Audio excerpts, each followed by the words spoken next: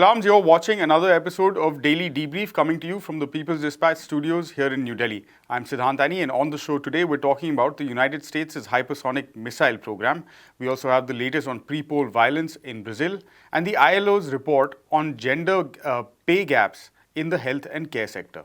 First up, the US military's Defense Advanced Research Projects Agency, or DARPA, announced yesterday that it successfully tested a hypersonic missile manufactured by defense major Lockheed Martin.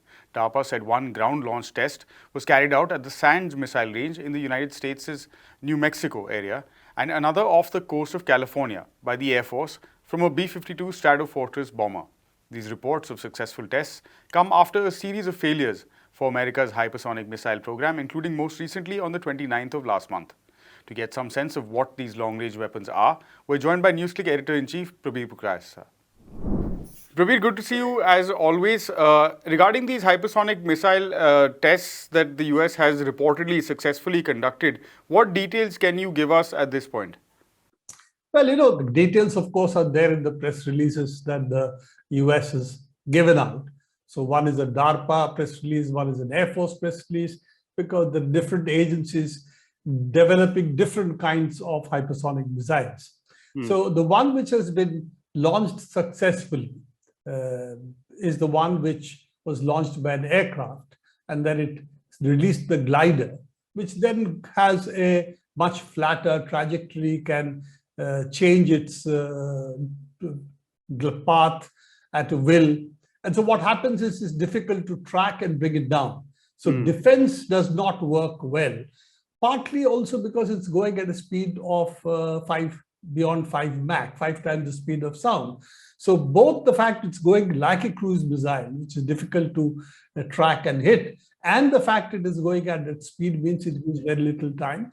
And therefore, such weapons can be used for either nuclear bombs, or it can be used for the conventional warheads also, bring down ships or specific target that they might actually use. So all of this, hypersonic weapons have been, in that sense, been talked about. In fact, the technology has existed for 30 years. And Russia announced it about 3-4 years back, and they have tested it, as well as China has tested it. India is also trying to develop it. North Korea has tested one, at least, hypersonic weapon that we know about. So these have been there for some time, and China and Russia did it about a year back. So they are, it's not that they were that far ahead, except the fact that the Americans' earlier attempts failed. They did not detach from the aircraft. Other tests were not successful. So this is the first 2 tests which have been successful. One, as I said, was an actually glider, which was reached above 5 Mach speed and could maneuver, and therefore would be considered a successful test. The other was to try and use these kind of weapons from the conventional military truck, for instance, which the HIMARS also use. So therefore, making them much more easily mobile, available at different places, and also much more easily released at any place. So in fact, that is the second element to it that is there. At the end of it, I'm not sure what the purpose of all this is, because if it is for nuclear weapons, then, ballistic missiles are good enough to end civilization. And therefore, winnable nuclear war is really a fallacy. Complete fallacy. The problem that is there is that as the US ups the ante, that they will build missile shields to block second strike capabilities of Russia and China. They, of course, also say they're doing it only for North Korea, but we all know that nobody is going to stop this development. So the question is that this is the conventional problem, that if you build shields, we build better, other side will build better weapons. Because they build better weapons, you build better shields. And that is why 35 years back, the ABM treaty was signed that we will not use anti-ballistic missile shields, because that is a continuation then of each one ratcheting up its offensive capacity in order to defeat the ABM shield. And unfortunately, the US withdrawing from the ABM treaty, which it did in the 90s, and then continuing also with the intermediate range ballistic missile treaty from which it withdrew. At one point, it didn't appear that they were going to extend the SALT treaty, SALT 2 as well. They did. So we don't know how much further we'll go on down that path. But all of it has put it, shall we say, created a flux in this scenario where then countries are saying, okay, you want to build ABM shields. So our answer, therefore, would be to build a more offensive weapon. And the hypersonic weapons are a consequence of that. Remember, this technology is old. It's more than 30 years old. Whatever China has done, Russia has done, the United States has done, and North Korea has done, I think in January this year. All of that would show that the technology is not difficult. Yes, putting it together and making it successful may take time. It's just a path towards further danger of ending civilization as we know it. So, Prabir, with all of that context, why then is there so much debate in the United States about both lagging behind in this sort of race to develop these hypersonic long-range weapons, as well as, of course, then the costs associated with this kind of program? Well, they are behind. As I said, that the Russians and the Chinese have demonstrated this last year. And their real response earlier, I mean, the reason that the Russians and the Chinese did it, it is because of the threat from what they felt, the anti-ballistic missile shield that the US was allegedly building. And the fact that the US withdrew from the ABM treaty. You see, if you say you're withdrawing from a treaty which is bans anti-ballistic missile, that means you want to build anti-ballistic missile. There is no other explanation for that. Therefore, you had left that open, that you might be building anti-ballistic missiles, and they have built anti-ballistic missile capability. And in fact, some of them are deployed in Romania and Poland. And that's what Russia has been complaining about. So the question is, if that is so, then what is the response the other side is going to make? So they resuscitated 30-year-old technology, the hypersonic technology, and they have developed to the point they're a year or so ahead of the United States in terms of successes. The US was also building hypersonic missiles. Unfortunately, its initial tests failed. Unlike the Russians, who not only have successfully developed it, but also in the war in Ukraine, they seem to have used it in a couple of occasions. So given that, they are definitely ahead. But the point is, how far down the path of Armageddon are you ahead makes really very little difference to our survivability as a species. And we seem to be going lemming-like to our destruction, except now we know the lemmings are not so stupid. They actually don't do what they're supposedly we understand they did. Okay, so we seem to be the only species who have no problem about marching headlong towards destruction. So this is the problem, and it's a very simple thing. Return to anti-ballistic missile treaty, all these issues would then go away. But it means the US to accept that they did something wrong 30 years back. As you know, US is not in the habit of saying either that we made a mistake or that we are sorry. Even though the scientific establishment in the US, as we've talked about before, seems to have accepted the sort of fallacy of the anti-ballistic missile shields as well. Thanks very much for that perspective and update, Prabir. Next up, a local official from Brazil's leftist opposition Workers' Party was shot dead on Saturday by an individual employed as a federal prison guard who was shouting support for right-wing President Jair Bolsonaro at the time of the shooting. Marcelo Arruda, a municipal security guard and a worker with the Workers' Party, was celebrating his birthday in the city of Foz del Iguaçu when the accused entered the event and shot him dead. The incident has increased fears of an escalation in pre-poll violence in a country that has a high rate of firearms-related violence and where legal gun ownership has gone up close to 70% since Bolsonaro eased laws for buying and carrying weapons a couple of years ago. I spoke earlier to Zoe for more on this as well as the prospects of violence in the upcoming general elections. Good to see you on Daily Debrief, Zoe. There's been a renewed focus on political violence after this killing on Saturday. It's even come up in rallies and public meetings. What exactly is the current dialogue that's going on? Well, for some time now, progressive forces in Brazil have warned about the violent discourse of Bolsonaro, of his supporters, which have constantly advocated for the use of violence, extremely divisive discourses against not only the followers of Lula, of the Workers' Party, but also minorities in Brazil, Black people, LGBTQI people in Brazil. And so there's been a growing violence, a growing kind of polarization in the country, a growing intensity of this situation. And so we really need to see the murder of Marcelo Arruda within this context of growing polarization, of growing worry about what really could happen in the lead up to these elections. As we've spoken about before, there was a threat, a concrete threat made by the armed forces of Brazil to not respect election results and even resort to violence. So I think that's the current mood. But for example, following this assassination and many leaders of the Workers' Party, progressive leaders across Brazil and across Latin America have really condemned this act of violence. And Lula himself has been the first to say that we cannot be provoked by supporters of Bolsonaro. This is the way that they operate. They want to create fear. They want to instill fear in the population.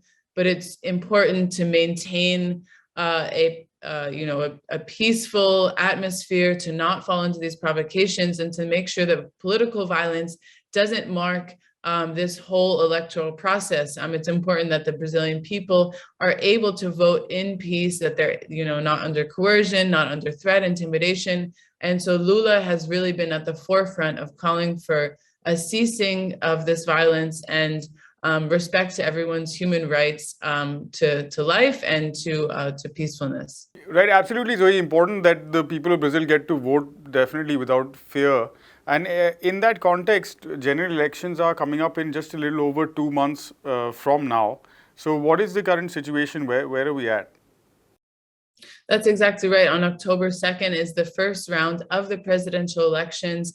And what we're seeing so far, according to all major polls, these are voter intention polls that different companies are carrying out.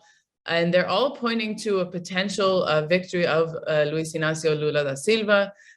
He is polling far ahead of Bolsonaro. Bolsonaro has lost a lot of support during the pandemic. His horrible managing of the pandemic itself, over 700,000 Brazilian people died during the pandemic, a number that is much higher than other neighboring countries. This has done a lot of damage. Concurrently to the health crisis, there's also been a rapidly intensifying economic crisis. The Brazilian real has severely devaluated. Growth in unemployment, growth in poverty and extreme poverty. And one of the key things is that Brazil, under Bolsonaro, came back to the UN hunger map, which measures hunger across the world. Under the presidency of Luis Inácio Lula da Silva, Brazil actually came off of the hunger map, which was a huge achievement, but it has since come back onto that because of the mismanagement of Jair Bolsonaro. It's also important to note that the more centrist bourgeoisie does not really have a viable candidate in these elections. Lula is polling at about 40%, Bolsonaro just around 30%, and really all the other contenders have about 5%, 1%. There's really no one else who's really been able to bring forward the project of the center in Brazil. So it will be an interesting elections. It's still unclear whether there will be a second round. It's looking like there will be. But of course, we'll be following at People's Dispatch and giving you all the latest. Definitely. Thanks very much for that update, Zoe. Thanks so much. And finally, the International Labour Organization has released a 160-page report called The Gender Pay Gap in the Health and Care Sector, a global analysis in the time of COVID-19. The report, the most comprehensive of its kind, examines the workforce in the health and care sector, the gender pay gap that exists, the reasons for it, and how the gap can possibly be bridged. The health and care sector is a major source of employment globally, in particular for women, accounting for almost 3.5% of global employment. It's also a highly feminized sector, with women making up almost 67% of global employment. and yet women wage earners are paid approximately 20% less than men, and that only a small fraction of this gap is due to actual differences in the characteristics and endowments of men and women. And Avrachar is with us to get some more of the details of this report. Welcome back to Daily Debrief. Anna, first up, according to this report, the health and care sector workforce is dominated by women, and yet this quite substantial gender pay gap still exists. What are the reasons that have been identified? So that's right. We have known for so long that, the health sector is predominantly powered by women. So according to this last report, approximately 67% of all the workers in the health and care sector are women. But on the other hand, we have also known that the sectors where women are mostly the workers, they also tend to be less paid than those where men are represented most. So very simply put, where we find more men, we also find higher average wages. Where we find more women, we find also lower average wages. So that's also true for the health sector, of course. But what's also interesting is that even in such a women-driven sector, we see that the gap is very notable. So the report points that the gap in the health, the gender pay gap in the health sector is more compared to that we see in other sectors. And it's also different depending on which category of workers we're looking at. So for example, if we look at the professions which are less paid in healthcare, the gap there is smaller than compared to what we are seeing in what they call higher professional categories of health and non-health workers in the care sector. So what we're seeing is that if, for example, we're talking about nurse aides, the gap will be smaller than if we're talking about physicians, highly specialized, or the directors of health institutions. And what's also striking is that the gap, if we look at mean monthly earnings, is quite high. So it's over 20% of gap. And leaving aside that, there are some things that can account for one part of that gap. And those things are, for example, age or experience. They're basically the factors that could influence the amount of the pay, even if we were looking only at women workers. There is still a larger part of that gap which goes unaccounted for. So basically, they say, we don't know why this happened. There is no solid reason to believe that this is objectively founded. And it's more likely to be there just because it's women workers who we are talking about. Yeah, those are the main panics of the report. But we can also think about other things that the report points out to, and that's, for example, the difference that arises between full-time employment and part-time employment, especially among women, and especially among women of a certain age. And that's something that's referred to as the motherhood gap. Because when the report looked at women of a younger age, they saw that the gap was narrower than the one among women of, let's say, over 30 years of age, when families are basically starting to get formed. And so they point out, for example, the example of Switzerland, where they say that among women who are 29 years of age or younger, there's full-time employment of around 70% of the workforce. This falls to 40% when they turn 35 or more. And then when men are concerned in the age category of 35 to 39, they're almost all of them are full-time employed. So it's not something that's that can be easily attributed to something else. Of course, COVID-19, the pandemic, set the backdrop for this quite comprehensive report that the ILO has produced. What are we seeing in terms of the impact that the pandemic has had on women in the health and care sector, and also the way forward indicated by sort of this data? Yeah, so basically, we knew also from before that COVID-19 had a tremendous impact on workers in different sectors. And so when we talk about healthcare, it has impacted workers' health because there was no PPE. They were more exposed to stress, to infection, to long working hours. And of course, this is all related to the health policies that we were seeing in the lead up to COVID-19. And this is also something that the report warns about. So we did not see enough investment in public healthcare. We did not see enough investment in social policies which would support women who are working in the healthcare sector. And then, of course, a lot of people lost their jobs because of the pandemic. And this was also true in the healthcare sector. It was less so there than in the other sectors, of course, because there was an increased need of health workers for the last 2 or 3 years. But it still did happen. And it particularly happened to those categories of workers who are worse paid or are involved in informal work. So those are the people who mostly lost their jobs and who were until now not able to get their jobs back. So those are, again, predominantly women, because even in the health sector, if we look at the numbers, women are most likely to be in the lower paying positions compared to men. So while men were able to get their jobs back or something similar, less women were able to do so. And one of the examples that the report points out is Mexico, for example. And they looked at both formal and informal women health workers. And so they said, so they shown that at the onset of the pandemic, about 22% of the women in formal employment lost their jobs. But most of them were able to get back to their jobs by the end of December 2020.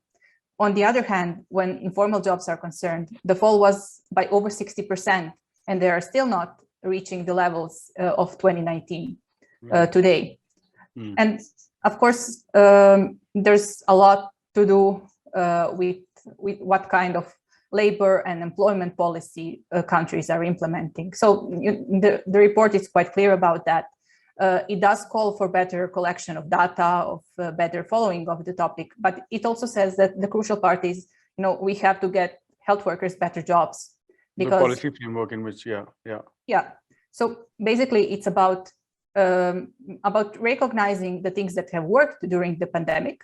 That includes workers' participation, unionization, formalization of work, and then complementing those with education and just working on desegregation of workplaces in healthcare as in other sectors as well. Right, that's all we have on this episode of Daily Debrief from Anna, myself, and the entire People's Dispatch team. Thanks very much for watching this episode.